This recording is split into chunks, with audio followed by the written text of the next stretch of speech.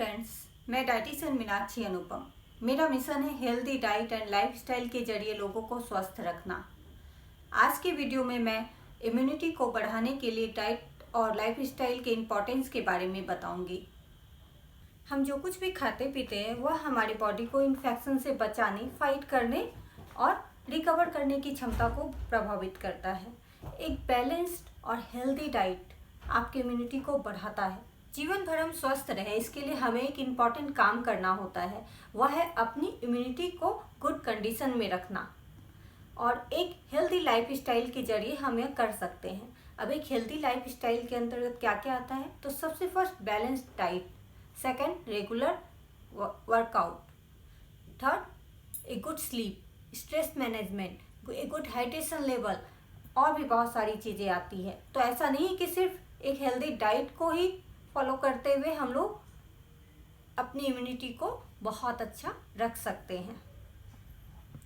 जैसे कि आपने रियलाइज़ किया होगा कि जब आप अंडर प्रेशर काम कर रहे होते हैं उस समय आप रॉन्ग फूड ले रहे होते हैं या फिर एक क्वालिटी ऑफ स्लीप कंप्लीट नहीं कर रहे होते हैं, उस समय आप बहुत जल्दी बीमार पड़ते हैं। तो यह टाइम आ गया कि इस समय आपको अपनी बॉडी की सुननी चाहिए।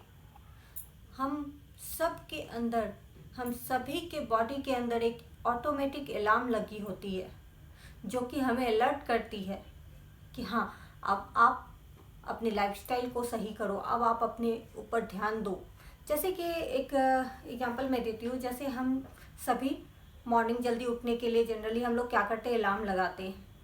कई लोग तो अलार्म लगाने पर उठ जाते हैं, लेकिन कई लोग ऐसा करते हैं कि अलार्म बजता है लेकिन फिर भी वो उसे स्टॉप करके एक और नींद ले लेते हैं, ऐसा करते हैं। तो ऐसा करने से क्या होता है, या तो हम कुछ चीज़ों को स्किप कर देते हैं या फिर हमें कुछ छोड़ना होता है जो कि हमारे पूरे दिन के लिए फिर सही नहीं होता। तो इस समय ज़रूरत है, जब हमारी बॉडी अलार्म दे तो उस समय हमें अपनी बॉडी की सुननी चाहिए। तो इसके लिए मैं आपको कुछ क्वेश्चंस अभी बताऊंगी। यदि इन सारे क्वेश्चंस में से किसी एक का भी जवाब हाँ में है तो इसका मतलब है कि आपकी बॉडी आपको सिग्नल दे रही है। जैसे फर्स्ट है, क्या आपको बार बार कोल्ड एंड फ्लू हो जाती है? सेकंड, क्या आप एक साल में 3 या 4 बार कोल्ड एंड फ्लू से ग्रसित होते हैं? थर्ड वन इज, क्या आपको बार बार कोल्ड सोर या फंगल इन्फेक्शन हो जाता है? फोर्थ, क्या आपके लिम्फ नोड में सूजन या दर्द होती है?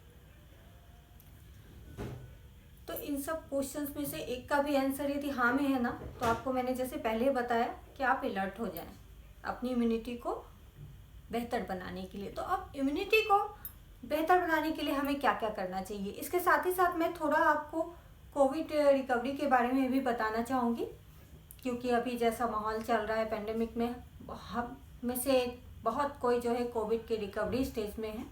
सबसे पहले तो हमें कैलोरी डेंस चीज़ें खानी चाहिए, जैसे rice, potato, millets, whole grain, cereals etcetera. लेकिन हाँ, जंक फूड को बिल्कुल नहीं खाना चाहिए। मैं मानती हूँ जंक फूड में कैलोरीज होती है, लेकिन वो अच्छी वाली कैलोरीज नहीं होती है।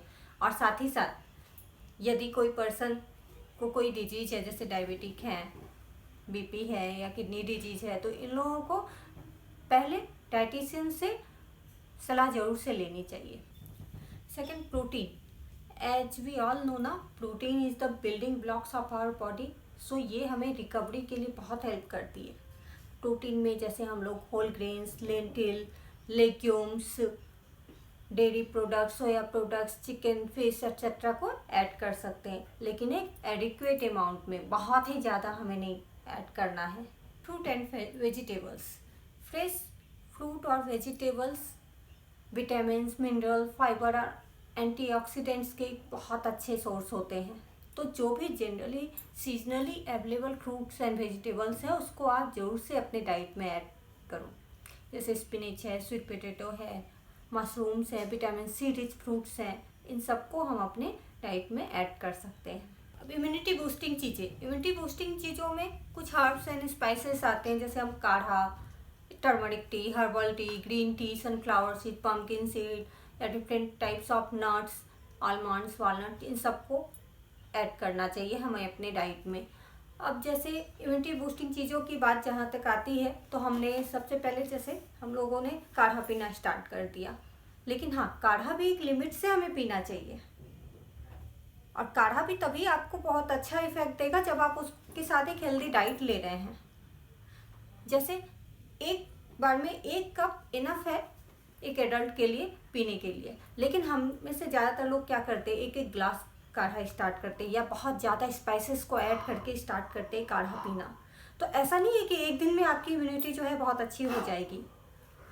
इम्यूनिटी एक दिन की बात नहीं होती, इम्यूनिटी एक लॉन्ग टर्म है। मीन्स आप यदि चाह भी ले तो भी आपकी इम्यूनिटी एक दिन में 2 दिन में बेहतर नहीं हो सकती है। अब जैसे काढ़ा, यदि आपको काढ़ा सूट नहीं कर रहा, आपने काढ़ा पीना स्टार्ट किया और आपको काढ़ा सूट नहीं कर रहा, तो आपको इसमें स्पाइसेस के पोर्शंस को घटाना होगा। काढ़े में हम लोग क्या क्या ऐड करते हैं, ginger, black pepper, turmeric etcetera. अब आपको मैं एक थोड़ा सा एग्जांपल देना चाहूँगी। यदि आपने जिंजर को ज़्यादा ऐड कर लिया तो इससे आपको पेट में जलन या फिर हार्ट बर्न ऐसी प्रॉब्लम हो सकती है, आप फील कर सकते हो ऐसा भी। अब मान लो आपने ब्लैक पेपर ही यूज किया, ब्लैक पेपर एक बार में 1 चुटकी से ज़्यादा यूज़ नहीं करना चाहिए। आपने यदि ज़्यादा यूज़ कर दिया तो बहुत बार आपने ये फील किया होगा कि आपकी फूड पाइप में इरिटेशन स्टार्ट हो जाता है।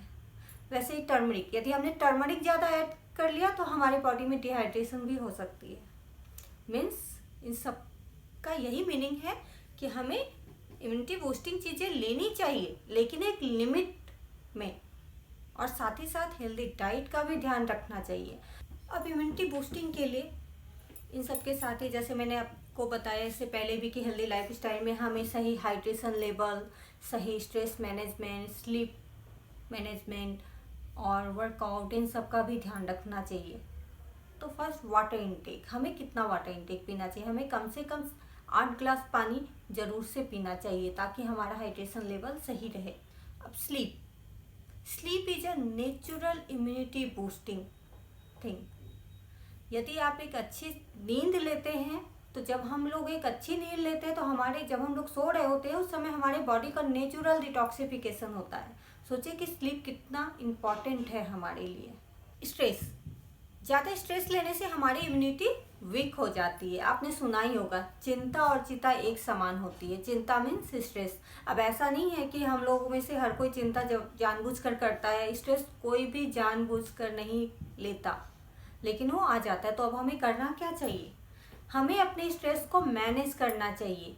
मैनेज मीन्स उसको कम करने के लिए कुछ उपाय करना चाहिए। जैसे आप स्ट्रेस मैनेजमेंट के लिए वर्कआउट शुरू कर सकते हैं, मेडिटेशन है, योगा कर सकते हैं। आप अपनी जो भी आपकी हॉबी है उसमें आप अपने आप को बिजी रख सकते हैं। जो भी काम करना आपको अच्छा लगे उसमें आप टाइम स्पेंड कर सकते हैं। हेल्दी वेट मेंटेन, यदि आप ओबीज हैं, यदि आपके बॉडी में फैट ज़्यादा है तो ये आपके बॉडी के डिफेंस सिस्टम को वीक कर सकता है। सो एक हेल्दी वेट मेंटेन करना चाहिए। डोंट स्मोक को कंप्लीटली क्विट करना होगा। You all know smoking is always injurious to our health. Again alcohol, limit your alcohol. ज़्यादा अल्कोहल भी हमारे इम्यूनिटी को वीक कर देती है। So we should limit our alcohol also. Exercise, regular exercise is one of the pillar of healthy living. यह हमारे immune system को बूस्ट करता है और इन्फेक्शन से लड़ने में हेल्प करता है। एक्सरसाइज हमारे इम्यून सिस्टम को बहुत अच्छे से परफॉर्म करने को अलाउ करता है।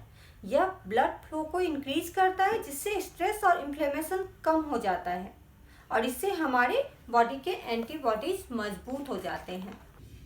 अभी तक मैंने आपको जो भी बताया ये सारी चीज़ें इम्यूनिटी को इम्प्रूव करने के लिए क्या हम करें ये सब बताया। लेकिन हाँ, यदि आपको जब भी लगे कि आप इन्फेक्टेड हो चुके हैं तो इस समय अब आपको एक मेडिसिन, सप्लीमेंट और साथ ही साथ एक हेल्दी डाइट की ज़रूरत है। तो आप अपने मन से कोई मेडिसिन ना लें और तुरंत अपने डॉक्टर और डाइटिशियन से संपर्क करें। If you have any more query, you can ask in comment section, and for more information, you can visit my website. So, be active, eat well, sleep well, and enjoy your life. Thank you.